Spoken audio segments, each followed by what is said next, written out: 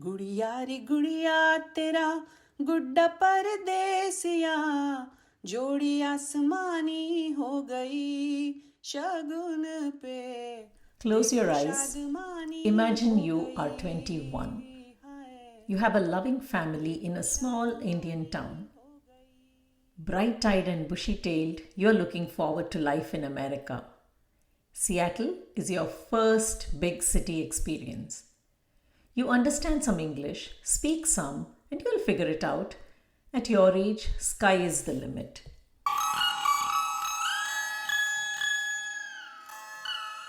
वाली मैं यूएस में 11 साल से हूँ, लेकिन मैं रेडमंड में थी पहले, तो मुझे ये नहीं पता कि क्रॉसरोड्स कहाँ है। जैसे नहीं होता सिर्फ घर पे रहना kind of thing.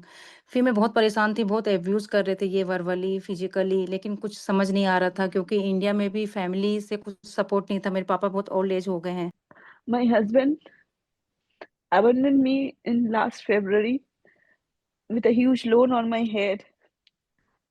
He did not hand over any documents to me, neither tax, neither property document, neither my visa document. He paused my visa support, everything he could do. He withdraw my all salary which I have earned from my account. Nameless women, mere girls whose voices have been silenced for too long. Suffice to say, they are crisis clients, CC1, CC2, CC3, like prisoner numbers. But they are in prison, at home.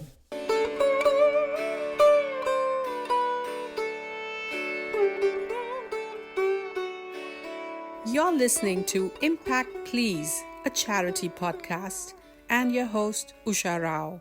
Each episode is an exclusive showcase of one grassroots nonprofit.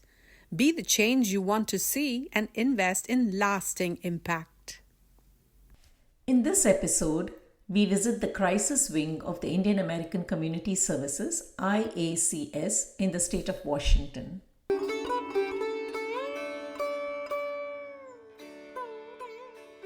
I won a small business women's contest where I got a with City of Bothell. They gifted me a store for 2 years, and everything was like taken care of, electricity, everything, and it was a free store, and I did really well. And I think just the second year, it was a 2 years contract. The second year, my husband and his family started troubling me. I don't know what was it. Whether it was jealousy, whether it was a controlling issue, and everything, that they just started harrowing me, and then threatened me with a divorce paper sent to me. And I was like in a shock. I lost the track of my business is in a growing stage. I got such a big break, and I was like, okay, my brain stopped working. I could not do anything. Everything was just like slipping out of my hand. मतलब कि तो फिर मुझे पता नहीं, I think कि मुझे अपनी लिमिट्स पता ही नहीं चलेगी कि मुझे कहाँ पे स्टॉप करना है। शुरू से स्टार्टिंग से ही हुआ, लेकिन देयर वेयर नो समवन जिससे मैं अपनी शेयर कर सकूं चीजें। फिर उसकी चीजों को सीखा तो मुझे लगा ये तो बहुत ज्यादा ही गलत हो गया मेरे साथ। लेकिन इट टुक ऑलमोस्ट 11 इयर्स इसमें, मतलब क्योंकि कुछ पता ही नहीं, हमेशा घर में एक रूम में रहना, खाना बनाना, मतलब, और इतना अब्यूज हुई हूँ, आप बिलीव नहीं करेंगे उषा जी कि कोविड के समय में मैंने अपने बच्चे को कमोड के बगल में भी बैठ के फीडिंग करवाई है, क्योंकि होम वर्क फ्रॉम होम था ना, तो गुस्सा करते थे, तो I was literally crying and feeding my baby inside the bathroom near the commode. In the name of office going, he gone 23rd of February and never come back. Mentally abused me, but my mother and father are very old. I just keep quiet. I just think, okay, fine, it is my destiny. And when that exploitation ends, he just left me and under a huge burden. He would just left me. For some, it began as soon as they arrived, before they made sense of social security number, H1B, H4 visa, work permit. Yet others were blindsided after 10 years of marriage. Some of them had children who were also victims of abuse. The abuse was physical, mental, financial, and sexual.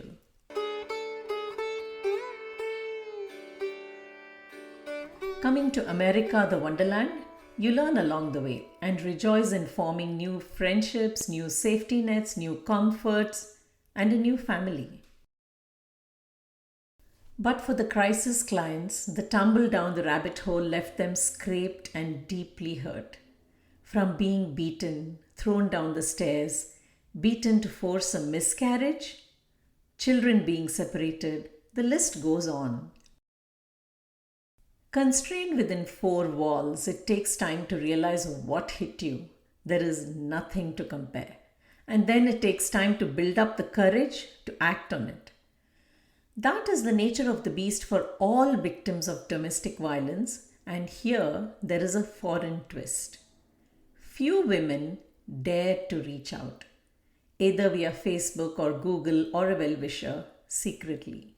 फिर ऐसे एक बार मैंने anonymous post डाली Facebook पे, तो वहाँ से मुझे कुंजन जी का नंबर मिला। That time I was so scared, लेकिन फर्स्ट टाइम जब मैंने कुंजन जी से बात की तो मतलब I just feel like home. मतलब उनसे बात करके ऐसा लगा कि someone is there for me. She supported me in every possible way. मतलब फिर उनसे बात करके थोड़ी हिम्मत आई, बहुत सब चीज़ों की जानकारी हुई, फिर मेरे अंदर हिम्मत आई। He's such a bad man. Why do you even miss him? Why do you? And I was like, why do I miss him? Why do I? But you know, you get used to the women's I see, like you cannot say, like in women's. I am a very emotional person in general, so you get used to the abuse, and of course it's hard whether it was an abusive relationship or whatever. It's like ripping apart your body when you stayed, and it is a 10-year-old marriage, 10 years of marriage with a child involved and so many things. Kunjan madam is just an angel for me. When I was in deep travel, Usha madam, she was just like a angel for me. I was having no hope in life.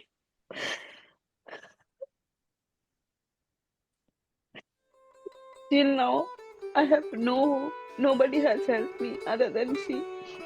And of course, Lalita madam also.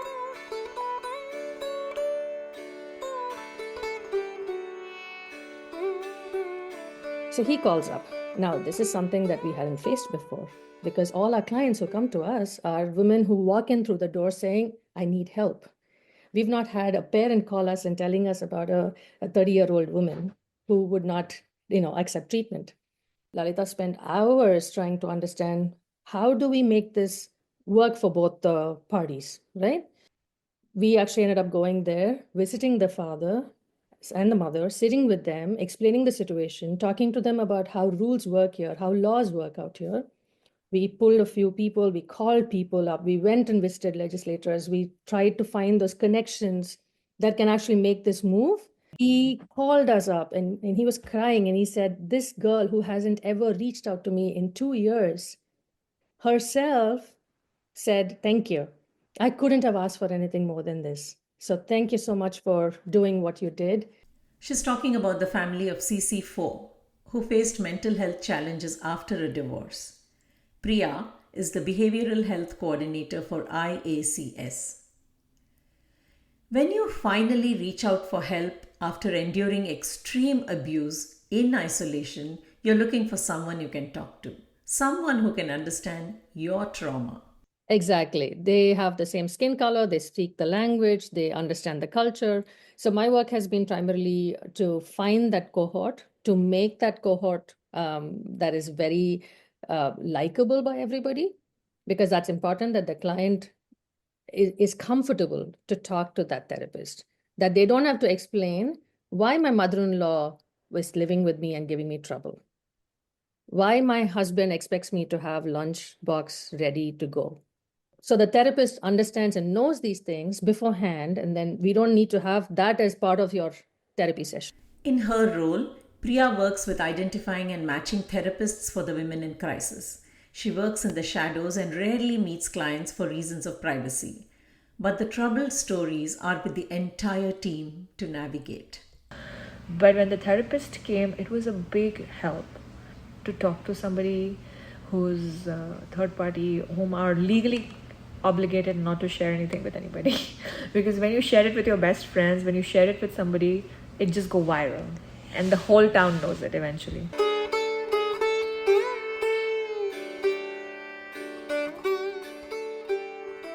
The child was, being sexually abused by the father. and the wife was dependent. I will never forget, she shaped me as a crisis worker, I would say. That we had to literally, from a dependent status, pull her out. And today she is like a earning member, has reclaimed her house, has a partner, a healthy relationship. Her son had a full scholarship, a full year paid in college, which I worked on. Tulika from Team Crisis. That first positive outcome has made her a passionate advocate for women in crisis. A personal trainer, a meditation guide, and a life coach, she also plays a key role in the small business unit of IACS. How are they going to pay their bills? How can they do a gig, a second gig? Because we are living in the gig economy. So my small business work helps me, build that up. And my crisis work helps me. Are you able to, wind down before you go to sleep? Because tomorrow is your court date. You cannot go with so many years of gaslighting, manipulation, unless you really start to have a healthy schedule for yourself. How are you going to reclaim your gut? You know, you've lost your gut, you've lost your memory, you keep thinking, I'm the wrong one. How do you reclaim it? Like self care is big in my books. Tulika is constantly adding new tools to make sure the women are empowered in body, mind, and soul. She helps them rediscover their skills, find job opportunities, or create and market small businesses. Often, IACS is the launchpad for these survivors. My job as a crisis worker is to make them sustainable, not dependent. And it's how we build resilience. We nourish ourselves, we support our health and our happiness through that.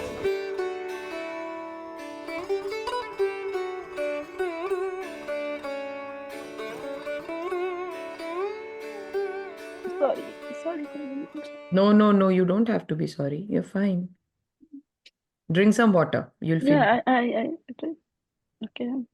Kunjan, the crisis team coordinator, is the first reassuring voice in the lives of CC 1, 2, 3, 4, and many more. She works closely and confidentially with the clients, helping them navigate this difficult journey out of dependence. That's why I make sure that when I call, I make sure that, are you safe?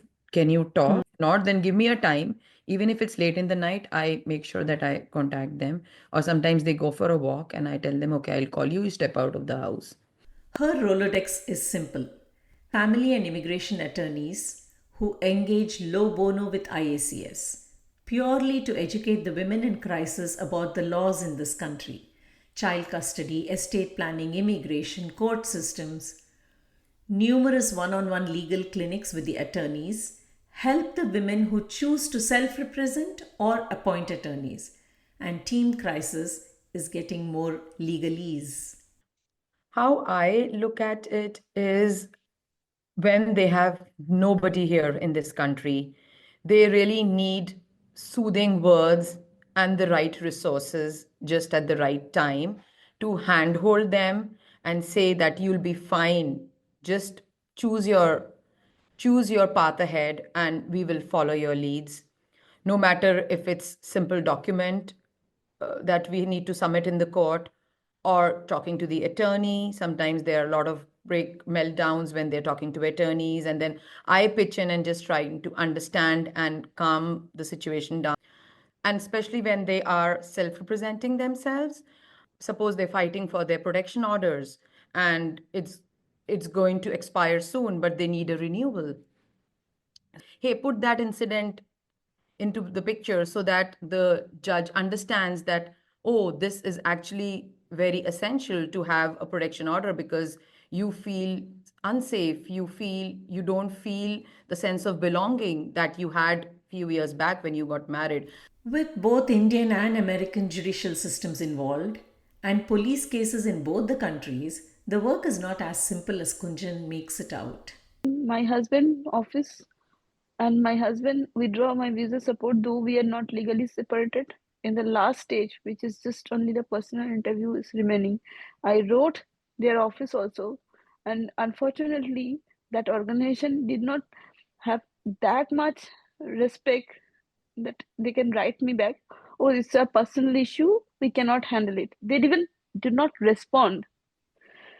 Like I do not exist. The visa issues further rub salt on the wounds. It is like a ticking time bomb, with the control in the hands of the primary visa holder, who is mostly an IT professional. Because they are so tied to their visas, and H-1B visa holders are the domestic violence survivor spouses, and the H-1B visa is tied to an employer. So once they leave the country, the dependent cannot stay here because the visa gets expired if you are not in the country and you're not on that roll. Survivors are actually dependent on their spouses to get the renewal done. That is the only way they can actually stay here, otherwise they have to leave. We have a limited energy. We can channelize this energy. Where is the best things we can do? If we have the capacity of hiring the lawyer, we could hire the lawyer. We do not have the capacity. Because men have all the power and lot of money to shed on attorneys, and the women feel that, oh, we have to save for our future, and they have so much of financial insecurity. So that's why they say, oh, we will fight our, and they don't have that kind of money. Kunjan does everything in her power to give the women courage to be safe no matter what they decide. But at times she herself fails to understand, but still is looking for answers. Talking to attorneys and say, what's happening in your community? It's like, it's insane how these girls are being treated. Like, and I have absolutely no answer to it. They have a lot of childhood trauma, which is bringing up all this. And probably it's running in their family. They have seen their dads doing this to their moms. There's absolutely no respect for women in the house. And that's what they have been brought up in such a way that they don't value what actually the wife is and how you should respect them.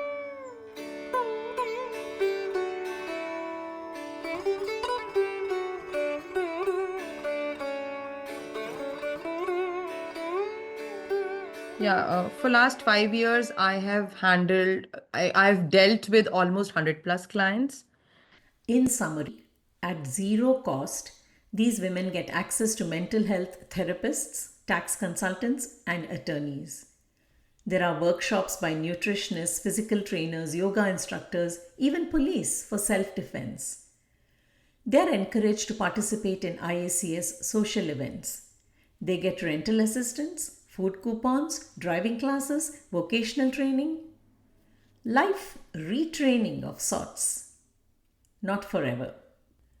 Because these women who took years to come out of an abusive relationship should now become self reliant in 3 to 4 months.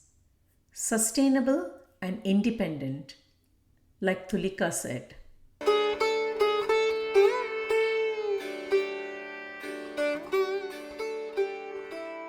And it's not a job for us. I think that's one of the things that someone asked me, how do you feel when you get up in the morning? I never get up in the morning thinking, oh God, I got to get to work. Yeah, Never. never.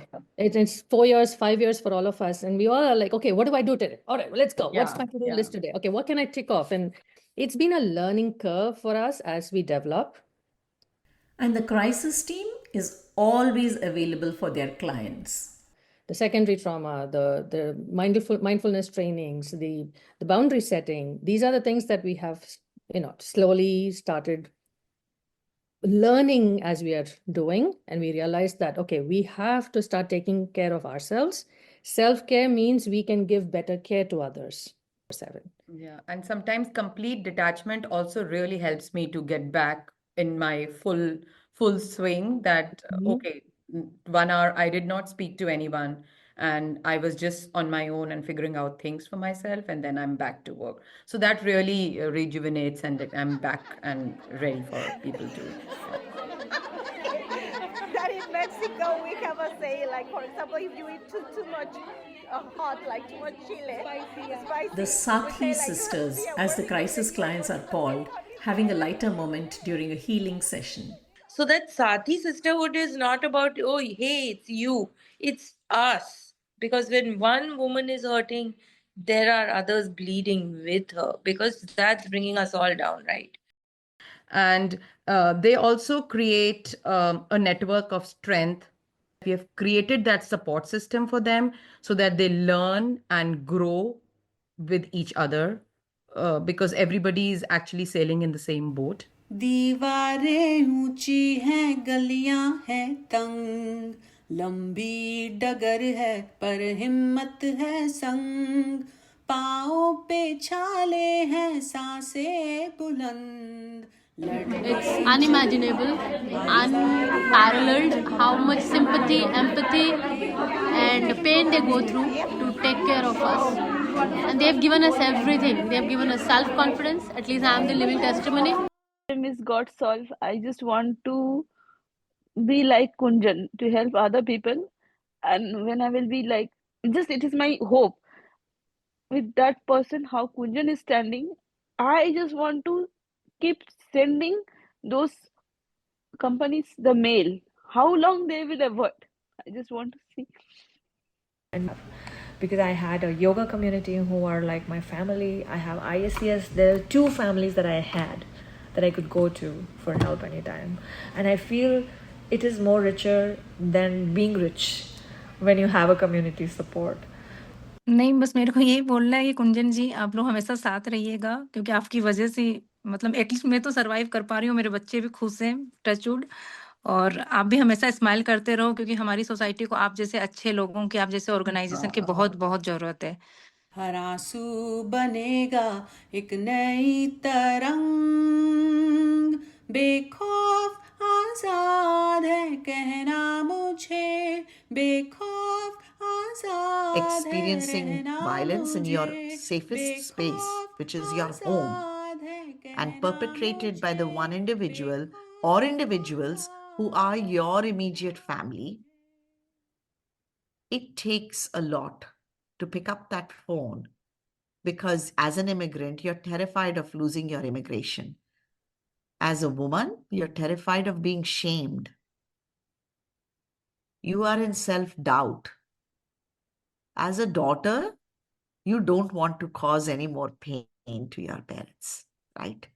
So we come with so many responsibilities and so much burden and trauma anyway, that when we experience such devastation and when we find that isolated, lonely space, we have to be where there is trust and there is safety and there's an understanding of who we are. And that happens at the Indian American Community Services. That is Lalita Uppala, the Executive Director of IACS.